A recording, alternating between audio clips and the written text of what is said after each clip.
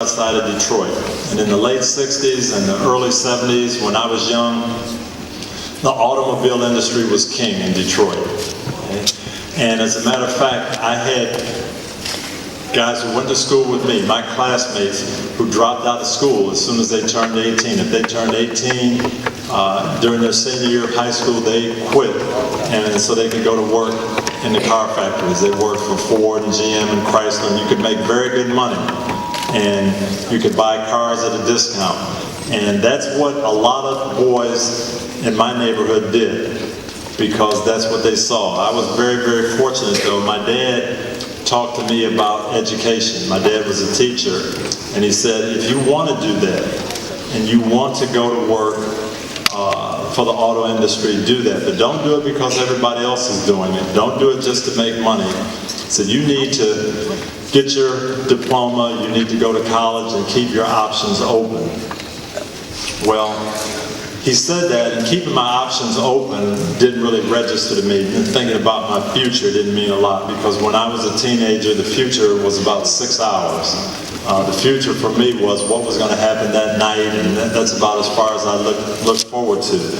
But my dad was a pretty wise guy, so he thought about another way to get the message across to me. He knew that I liked sports, and he knew I liked to play ball. So he and my mom said, first of all, no football without grades. And so that made an impression on me. But then the second thing he did, he started taking me to college football games. He took me to the University of Michigan and Michigan State, and I'd see these big crowds and see the players out there, and I thought I could do that someday. But he said, in order to do that, number one, you have to go to college. You can't play college football without going to college, and you can't get to college without having good grades. So all of this made an impact. It made me think about what I wanted to do. So it wasn't so much keeping my options open, it was the fact that I had to get good grades to do the thing that I really liked, which was play ball. Well, I ended up playing and finishing high school and getting a scholarship to the University of Minnesota, and I played 4 years there, and I got my degree, and I was one of the fortunate few to go on to play in the National Football League.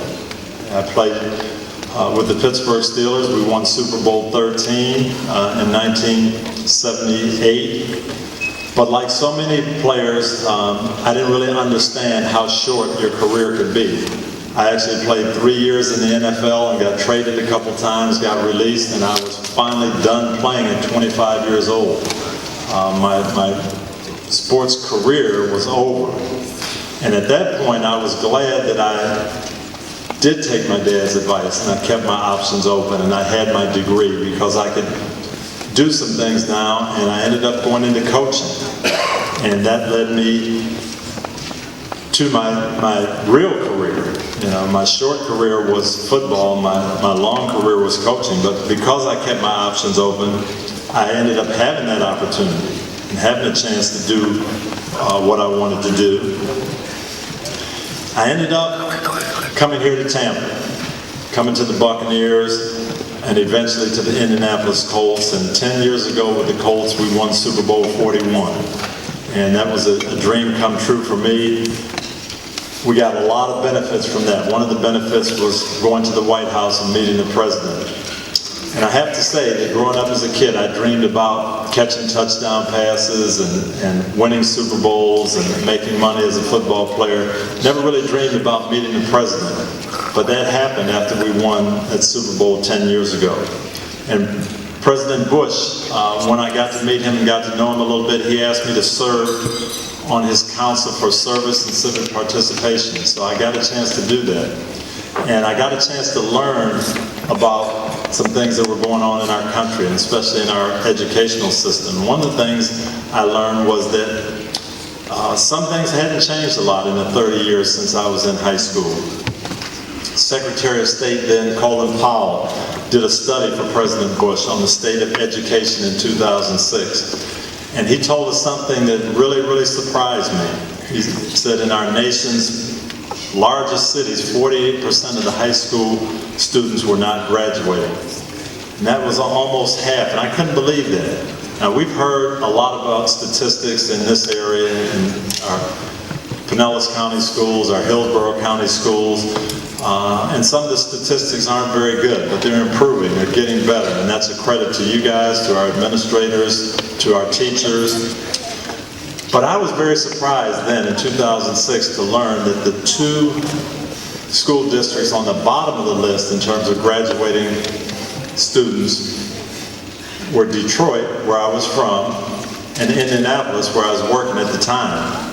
And I thought that was a tragedy, and I thought I could do something about that. So it became a goal of mine to start talking to kids in my hometown area and in the city of Indianapolis where I was living. Talk to them about finishing school and doing well and getting good grades, some of those things my dad talked to me about. I wanted to tell them that they needed to keep their options open, but I knew if they were anything like I was, just talking about options wouldn't really do it. I needed to have something that was going to really get their attention. And fortunately, Secretary of State Powell's report gave me that one thing that I needed, something that would get their attention. His report that he gave to us also said something about the results of those kids who dropped out of school. And he told us that kids who dropped out of high school, this was 10 years ago, but kids who dropped out of high school would end up making on the average about $9,200 a year less than kids with their high school diploma. And if you look at that and you figure I'm going to work for 45 years and I'm making $9,000 a year less every year, that ends up being almost $500,000 in the course of your lifetime. And then he told us that college graduates make almost twice as much as high school graduates make. So that became my message to those elementary and middle school students in Michigan and Indiana that I talked to. I told them to dream and think about their future, to visualize getting that high school diploma. But think about it and visualize when you got that diploma, you were not only getting that piece of paper, but someone was giving you a check for $500,000. And that got their attention. Then I told them, visualize even more. Visualize going to college and getting that college degree and somebody giving you another check for $500,000. So make a choice. Think about this. When school seems like it's tough or it might not be what you want to do or you're not really thinking about your future, you can leave and drop out of school and you'll be okay, but you'll really be giving away $1 million. Think about it that way. And that did get their attention. And I think that part of it, for those couple of years I was able to do that in Michigan and Indiana, really encouraged some kids to keep their options open, set themselves up for a great future. And that's kind of the message here today. Think about your future. Don't be like I was necessarily and just think about tomorrow or next week, but where do you want to be 5 years down the road? Where do you want to be 10 years down the road? Where do you want to be when you're 60 years old like I am? Okay? And reading, doing things the right way, getting those good grades, getting your diploma, going to college, that's going to allow you the best opportunity to be successful and have that bright future. That's what I say to the students, to the parents out here today. I want to say a word to you. I'm so excited you're here, so thankful that you're here, taking an interest in your children's education. I want us to talk to the dads specifically who are here and let you know that we've got to find a way, you've got to find a way to get your child's attention. Let them know that school's important. Once you do that, and the next challenge is to help them see that reading is such a great way to do that. Reading is so important. My dad recognized that early on, and he encouraged me, and I thank him for that today. He did more than encourage me, though. He actually tricked me into reading. Okay? He knew how interested I was in sports and how that was just always on my mind. So he'd get the sports page and have me read it to him. And we'd talk about what was going on with the Detroit Tigers, the Detroit Lions, or the Michigan State football team. And he'd ask me questions about what I read. And I was having fun because I was looking at things that I enjoyed. But he was getting me to read and getting me to think about it and understand and process what I was reading. Then he did something really sneaky. he bought me a subscription to Sports Illustrated. And I can remember that magazine, it used to come out on Thursday. It would come in the mail on Thursday. I'd run home after school on Thursday to read my Sports Illustrated and find out what was going on.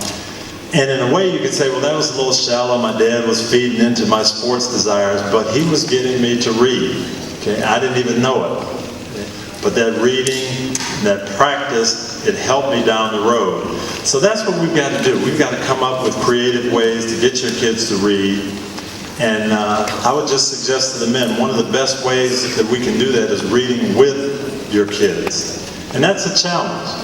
Don't always have that link like I had with my dad of sports, that you may be trying to find out what it is that your kids are really in tune to. But I can give you a suggestion. The organization I work with, All Pro Dad, has a great website, and if you go to allprodad.com/read, you'll get a lot of tips. You'll get some books that they suggest that you can read with your kids, tips on how to get them to read more. And believe me, if we do that, it'll pay off down the road. It will help your kids secure their future, keep their options open, and that's what this is all about. So I really appreciate being here today. I appreciate what our teachers here at Gibbs are doing, the administrators. Appreciate the students and the efforts you're making to make your school the best it can be. I just encourage you to keep that going, make Gibbs great. And I think at this point, we're going to take some questions. Is that we have some students who have questions, and I'd love to take them.